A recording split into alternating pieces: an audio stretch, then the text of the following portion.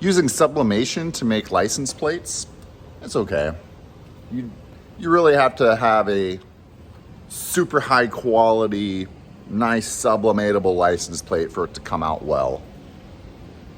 But printing a license plate on a flatbed with the clear ink, that's where it's at. See this right here?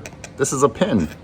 This is how you can butt up your coroplast or your ACM board next to this for, make it really easy to line it up, make sure it's nice and straight.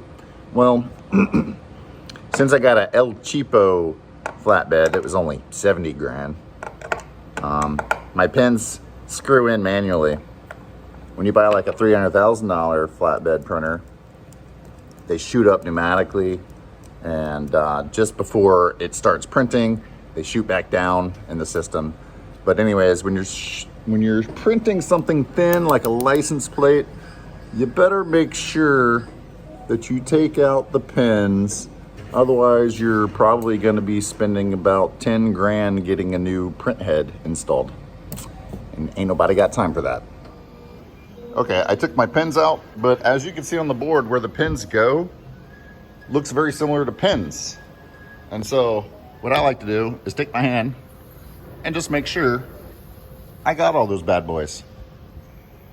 Now you can see the overspray UV ink that's on the flatbed that goes around here. My Mimaki guy taught me to clean that with alcohol and a little scrubby thing and a rag. That's what they call it, a rag, real fancy. But my man Darren, at it's time to make something, did a little video using a razor blade, and that's where it's at, y'all.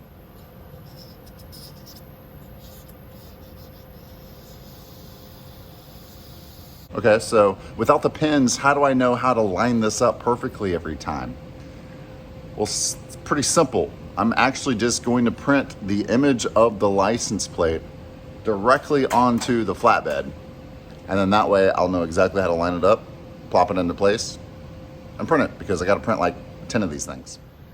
Okay, my head height is set at 5.7, which was 4 millimeters for the 4 millimeter coroplast, and then 1.7 millimeters for the head gap. So I'll show you how I will actually go ahead and figure out the head height for this particular print. Now I'm just gonna temporarily take this off so I can print directly to the print head. The flatbed, I mean. It's 12 by 6, so I'm gonna add a little bit of a bleed to it, probably ½ an inch. All right, so here's the image all laid out on the flatbed. Now I know exactly how to line this up.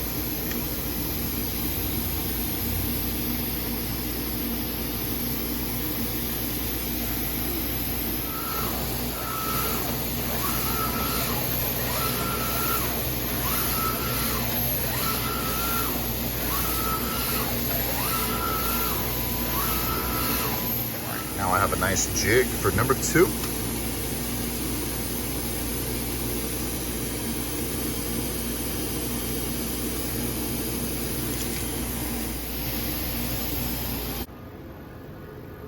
Tried printing on the bare metal side just to see what would happen, and here's the effect.